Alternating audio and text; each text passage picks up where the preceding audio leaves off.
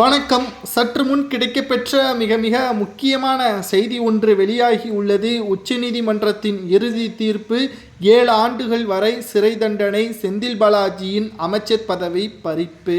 வெளியான தகவலால் திமுகவில் பரபரப்பு. அதாவது கடந்த அதிமுகவின் ஆட்சியில் போக்குவரத்து துறை அமைச்சராக இருந்தவர் செந்தில் பாலாஜி அவர்கள் அப்பொழுது வேலை வாங்கி தருவதாக கூறி சட்டத்திற்கு விரோதமாக பணப்பரிமாற்றமும் செய்தார். இந்த வழக்கில் அமலாக்கத்துறையினர் கடந்த ஆண்டு ஜூன் மாதம் 14ஆம் தேதி செந்தில் பாலாஜியை கைதும் செய்தார்கள். இதையடுத்து பல கட்ட விசாரணைக்கு பிறகு செப்டம்பர் 26ஆம் தேதி, அதாவது 15 மாதங்களுக்கு பிறகு உச்சநீதிமன்றம் ஜாமீனும் வழங்கியது. இந்த நிலையில்தான் அமலாக்கத்துறை தரப்பில் உச்சநீதிமன்றத்தில் நேற்று பதில் மனுவும் தாக்கல் செய்யப்பட்டது.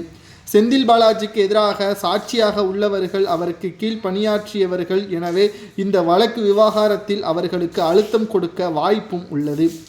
இந்த நிலையில்தான் செந்தில் பாலாஜி அவர்கள் ஜாமீனில் வெளிவந்த பொழுது நீதிமன்றத்தில் செந்தில் பாலாஜியின் வழக்கறிஞர் அவர் அமைச்சராக இல்லை, உடல்நிலை குறைவின் காரணமாகத்தான் அவருக்கு ஜாமீனை கேட்கிறோம், அவர் பூரண மருத்துவமனையில் அனுமதிக்கப்பட்டு அவரது உடல்நிலையை மேம்படுத்துவதற்குத்தான் இந்த ஜாமீன் என்றும் நிபந்தனைகள் பல வழங்கப்பட்டு அவருக்கு ஜாமீனும் வழங்கப்பட்டது.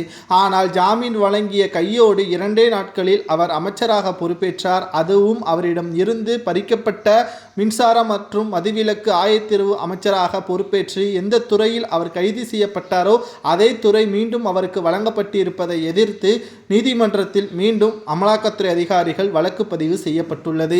இதனால் அமலாக்கத்துறை அதிகாரிகளது வாக்குமூலம் பார்க்கும் பொழுது மீண்டும் செந்தில் பாலாஜி அமைச்சராக பொறுப்பேற்கக்கூடிய காரணத்தினால் அவருடைய அதிகாரத்தை பயன்படுத்தி அவர் ராஜினாமா செய்யக்கூடும். இதனால் அவருக்கு எதிராக இருக்கக்கூடிய அனைத்து ஆதாரங்களும் கலைக்கப்படும். இதனால் அவர் சுதந்திரமாக சுற்றித் திரிவார் என்றும் அமலாக்கத்துறை அதிகாரிகள் நீதிமன்றத்தில் மனு ஒன்றை தாக்கல் செய்திருக்கார்கள். இந்த மனு இன்று விசாரணைக்கு வந்துள்ளது.